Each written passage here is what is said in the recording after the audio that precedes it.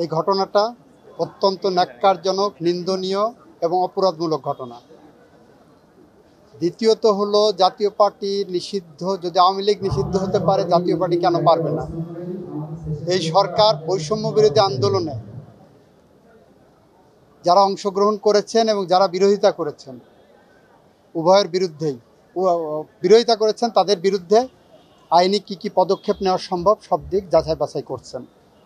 জাতীয় পার্টি ৮২ সাল থেকে ৯০ সাল পর্যন্ত বাংলাদেশের মানুষের রক্তের সাথে বেইমানি করেছেন, রক্ত নিয়ে খেলেছেন। জাতীয় পার্টি জুলাই বিপ্লবে আওয়ামী লীগের সহযোগিতা করে তাদের পুরনো সেই ইতিহাস উন্মোচন করেছেন। সুতরাং নূরের উপর হামলা বিচ্ছিন্ন কোনো ঘটনা নয়, এটা সুগভীর চক্রান্ত এবং ষড়যন্ত্রের একটি অংশ। সেই কারণে যে দাবি উঠেছে তার আইনগত দিক যাচাই বাছাই করে কী পদক্ষেপ নেওয়া যায় আমি